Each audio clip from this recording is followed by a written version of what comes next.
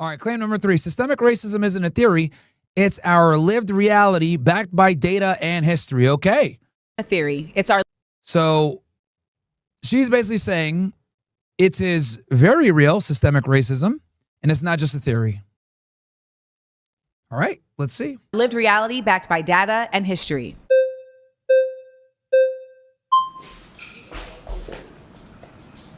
Hello? Hello, John. John Samuel. Hello, John Samuel. First name, first name. All right. Blame my parents. Hi, parents. I want to listen to you first. Why do you feel that? Why do you feel that way? Why do you feel John went to debate training before he came here. Okay. Ultimately, Well, yeah, it's a pretty broad statement. So yeah, I feel also that way because- kind of want to hear her position on this.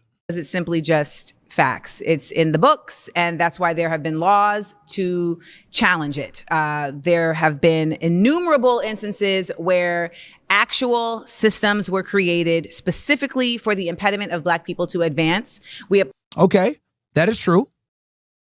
In the past, yes. also seen innumerable instances where there were things created for Black people to advance, and they were taken back under the auspices of, we don't want them to advance. Ultimately, systemic racism exists in our institutions on a government level, in our institutions, whether it's prisons or schools, and it is undeniable because they are actively trying to reinstate it right now. Can you give me an example? So, and this is why she did this prompt so broadly like this, because technically she's not wrong, right? It's not just a theory, it's our lived reality backed by data and history. Well, lived reality is a subjective experience, right? She might go ahead and go through some things and be able to say, oh yeah, racism is real because I've experienced it. And how are you going to challenge her? They've experienced it. You weren't there, right? And then you can absolutely always find data that backs up your claim. The real question here is, does systemic racism or racism keep you from success today? That's the real question. And the answer to that is no. Okay?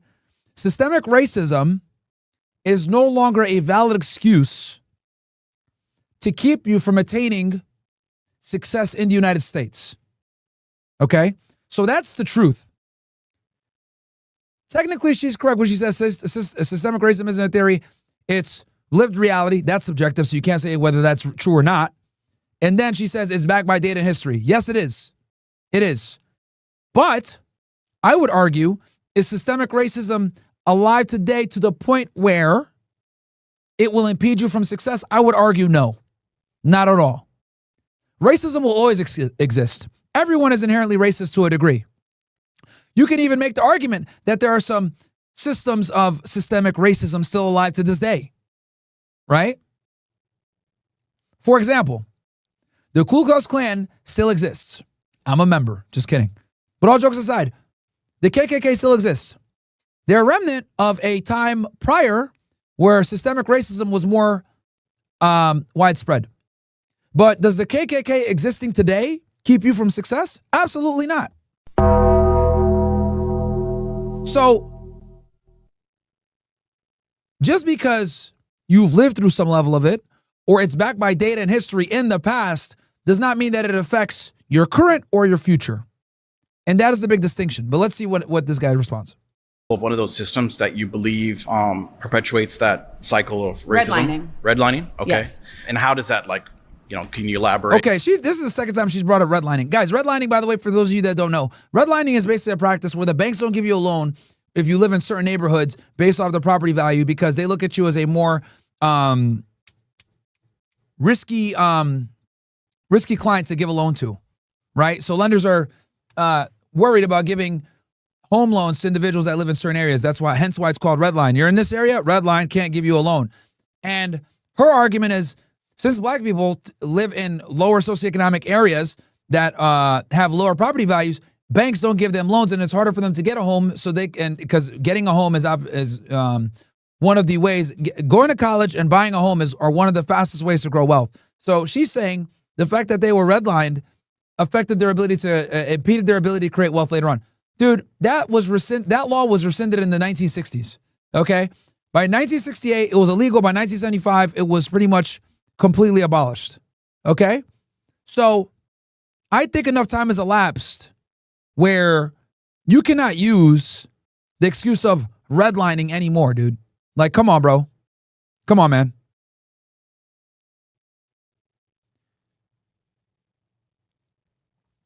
Like, how is that affecting the black community? Do you know what redlining is? I know a little bit. I'm not an expert. Redlining was a system that was created to determine property values, and that said black people can only live in certain neighborhoods and not in other neighborhoods. And the redlining lowered the property values of those black neighborhoods by stating that they were more savage, that they were more dangerous, etc. Thus, they were not able to own property that was on a level of par to their white counterparts. There were also many efforts at just simply not allowing black people to get loans for property, putting them in predatory scenarios where they were being essentially unable to own land. And that inability to own land, but still having to pay out a mortgage, if you will, or a rent, continued to put black people in a conundrum of not being able to excel at the same economic rate as their white counterparts. What I'm hearing from you, Okay, that's fine.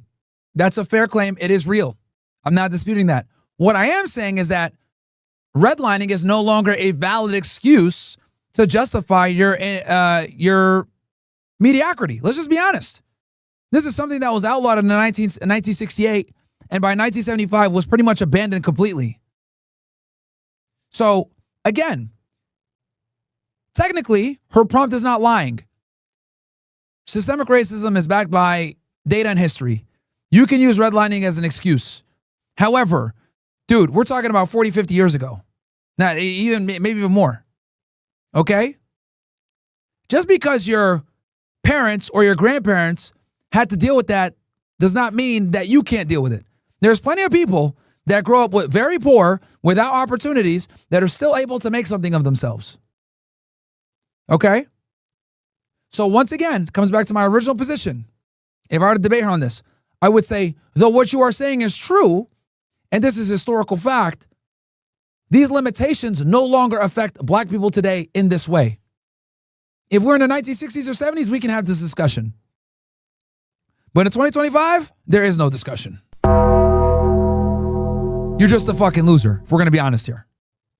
If I'm hearing correctly, it feels like in the United States that for a while we've kind of established these systems at their foundation, and they've continued on, and they've continually just oppressed black people, and we haven't dismantled them, and we haven't done much so they continue to complete the cycle. Is that what I'm hearing correctly? Well, in many of these systems, they have been dismantled maybe in name, but because this country has never dismantled the culture of racism, they end up still living in practice. So we see that. All right, see, and now she goes like, okay, it's been officially dismantled. We don't have it anymore on paper, but there's still racist people out there. Okay, bro, like, there's always going to be racism. Okay, there's always going to be racism, but I promise you, even the most racist of people will accept you if you're black if you conduct yourself in a certain way, you speak well, you're a good person, you treat others respectfully. Even the biggest racist will fuck with you.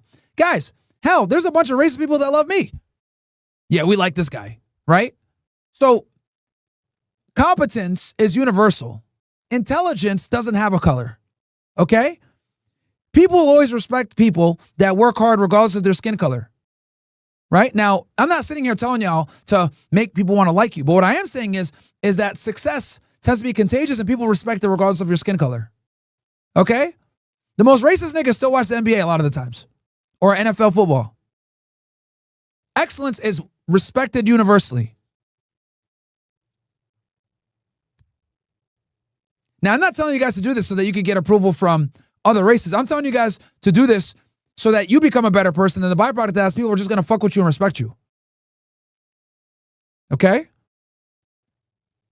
Have been also very racist home appraisals, right? So your ability to sell your house for the value that it deserves. Right. There were a number of homes, particularly in Marin County, California, where black people had one appraisal when they had their blackness up. So they had their dashikis hanging, and they had their, they had their Black Good Times poster. But then when they removed all of those items and put up white people and a dog in the house, and then had their white friends come and pose as the owners of the home, the appraisal was significantly higher. And we have seen that in a number of instances. Now, of course, that is just Marin County, but there are a number of other scenarios where this has been relayed. And that's why there were certain efforts by the Democratic Party to state, okay, well, we're going to try and step in for this. I actually remember that case, and I watched it with the family, and I thought that was just really just terrible. But the problem I guess I have. Now, look, let's just keep it real, bro. Let's just be all the way 1,000. Nobody wants to live around niggas, bro. Okay? Okay? Let's just keep it all the way fucking $1, 1 million. Shout out to Noodles with the 5 gifted. Thank you so much. Nobody wants to live around niggas, bro. Okay? When certain people move into the neighborhood,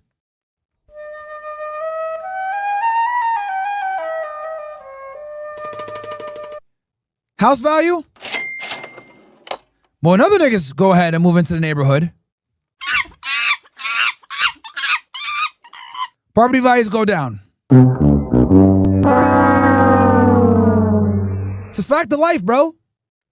It's a fact of life. Y'all could call it racism and fucked up and everything else like that, but guess what? It's pattern recognition, man. That's what it is. It's pattern recognition. Real estate, unfortunately, when certain groups of people move in, increase the value, and when other types of group of people move in, it lowers the value. Gays and Jews, that property value going up. Niggas moving in, property value going down.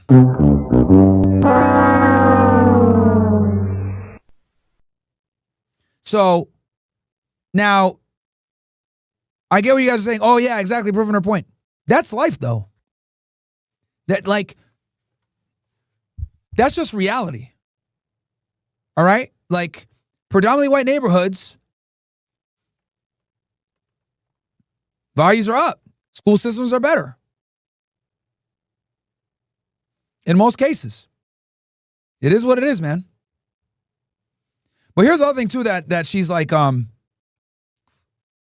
because here's the other thing too, why she's bullshitting. So let me tell you guys something when it comes to real estate as someone who actually invests in real estate. So real estate, when it comes to getting an appraisal, let me tell you guys how this shit works. So when you want to get an appraisal on your home, right? An appraisal is basically where an appraiser comes out and figures out what your home is worth. Okay?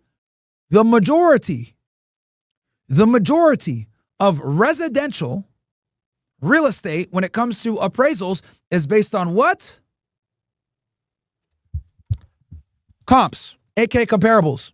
So if your house is worth $1 million and it's in good shape, and the other homes around you are worth around $1 million, whatever, it's going to appraise at around that price because residential appraisals are heavily contingent upon comps. Okay?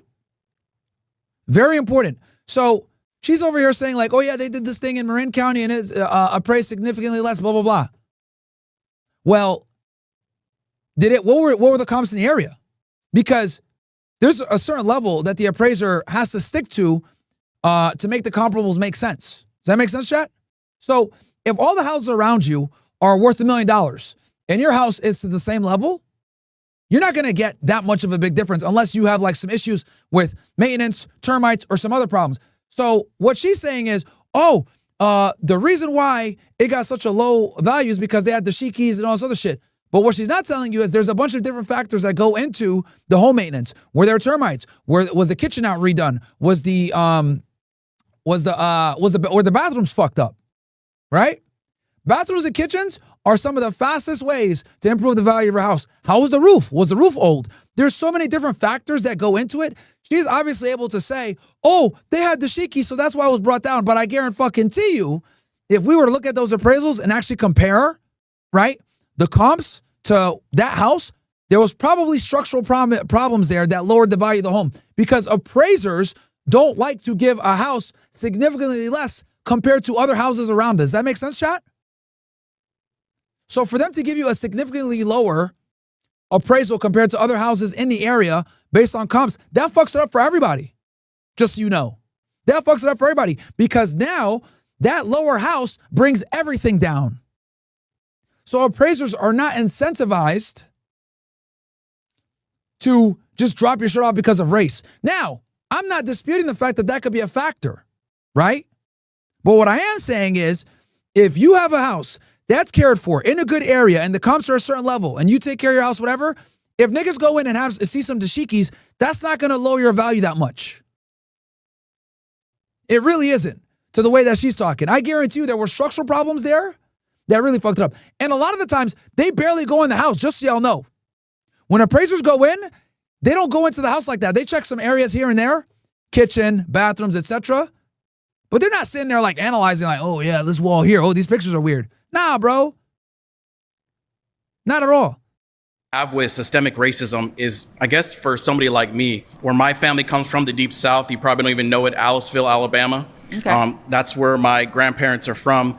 And my grandpa came, if you saw the house that he grew up in, I'm not trying to be funny, it looked like a slave house. It was just, they grew up in poverty. And the fact that he was able to go from that and get the highest rank enlisted in the United States Navy amidst, all these, systems, so to speak, and he was able to buy his own house out in San Diego. He was able to, pass on these things to his son, my dad, and his grandchildren. Now I'm able to get an education. I was able to get my undergrad, my master's, that, the great-great-grandson of enslaved peoples can now say that, educated and can even run for Congress. I don't see how these systems are still in place as they were before, because before I would say you do have a little bit of a foothold. You do have some validity there. But I just think these days when we call it systemic racism, really what we're calling it is those people who may still be in those institutions, those individual people who may actually be racist and hold some racist ideals, who are continuing to perpetuate this. I believe it's those people. So in all reality, the problem is not the systemic racism. The problem is us. The problem starts with those people who are perpetuating these, racist ideals. And so I feel like just to attack these systems is just, it's nonsensical. Who's running the systems? Like which system? You're talking about whether Congress, whether it's the prison industrial complex. We're seeing this now with Right.